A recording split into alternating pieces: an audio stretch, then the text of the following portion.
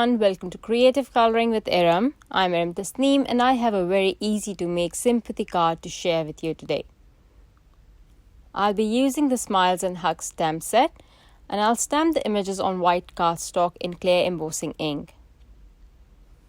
You can use any white cardstock that you have. Altenew carries classic Crest Soda white cardstock both in 110 and 80 pounds. I'm using a local cardstock. I'll use pure white embossing powder to emboss the images. Okay, so I have cut out this Wildflower image and I'll use my blending brush to add Aqualicious Dye Ink in the center and move it outwards. Apologies that my phone is shaky. I recently moved into a new room and I have a makeshift setup at the moment. This will get better, I promise. The next color that I will add is the Dewdrops Dye Ink. This is a minty color and looks beautiful. You can mix two different colors too if you want. I wanted to first go with blue center and grey edges and then went with this combination instead. I think yellow and pink would look nice too. Pink and purple would look pretty too. Yellow and orange would also look super hot. Obviously for a different occasion card. You will notice I will pull off some ink off the palette too. I do this when I don't need to apply a lot of ink to the flower. And when I do come in directly from the ink pad, I will land my brush very lightly on the area where the Aqualicious Dye Ink is.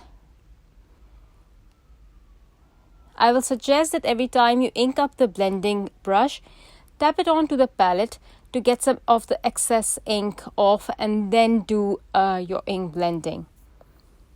I'm sure you already know this by now since this is such an easy and fast way to color your images. For the leaves, I will use Lava Rock Dye Ink for the center and I'll blend this out with Evening Grey Dye Ink. After I'm done inking all the images, I'll fussy cut them out. I arrange my floral images and now I'll use a washi tape to secure these temporarily so that I don't mess up the arrangement. This trick was taught by the lovely Lydia Evans in one of her all about layering classes for the Altenew Academy.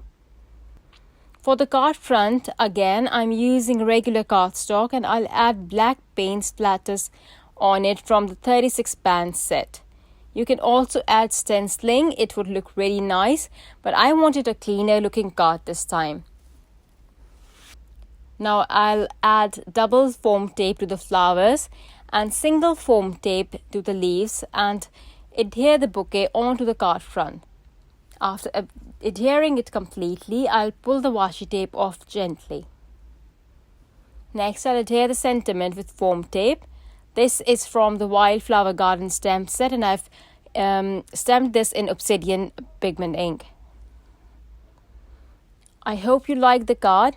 When you have to whip up a quick card, ink blending is a good option and gives a subtle and pretty result. Thank you for watching everyone. Bye.